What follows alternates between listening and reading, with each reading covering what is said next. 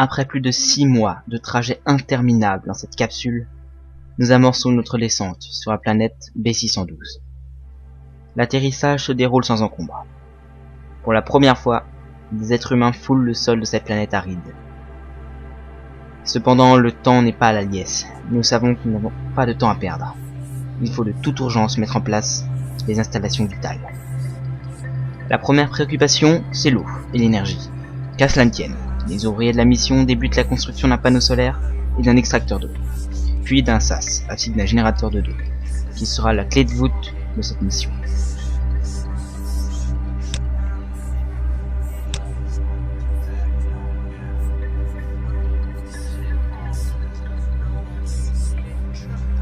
Le travail est harassant. Tout le monde participe.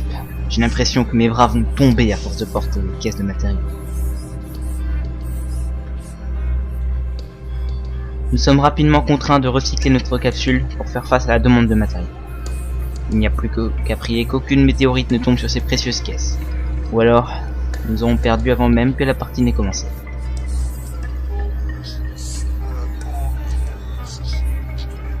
Ça y est.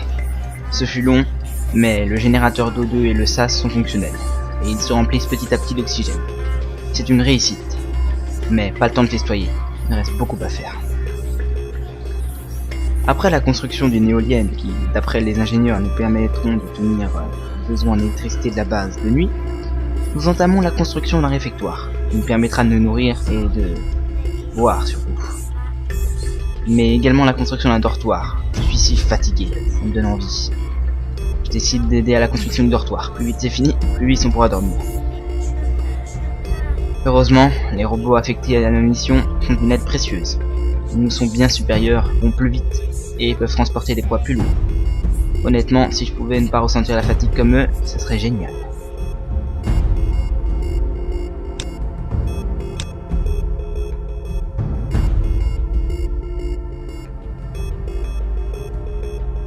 Nous installons dans le réfectoire fraîchement construit une table, une fontaine à eau et un distributeur de repas. Nous ne craindrons pas la faim ni la soif. Du moins, pas pour l'instant. Le dortoir est terminé. Une fois celui-ci rempli d'oxygène, nous y construisons 2 lits superposés.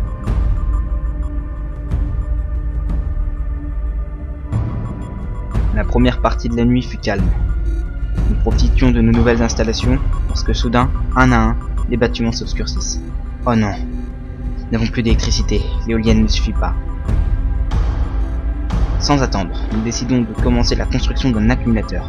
Ainsi, la prochaine nuit, nous aurons suffisamment d'énergie, enfin je l'espère, et si nous survivons.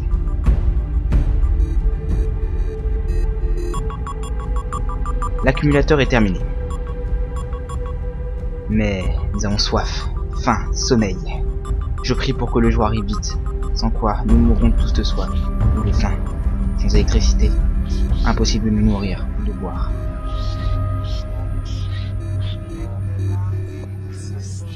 Le jour se lève, et avec lui l'électricité arrive. Nous mangeons, buvons, nous sommes simplement heureux d'être en vie. Certains en profitent pour dormir. Nous l'avons fait, nous avons survécu à la première journée sur cette planète. Ce n'était pas assez, mais qui sait ce qui nous attend par la suite.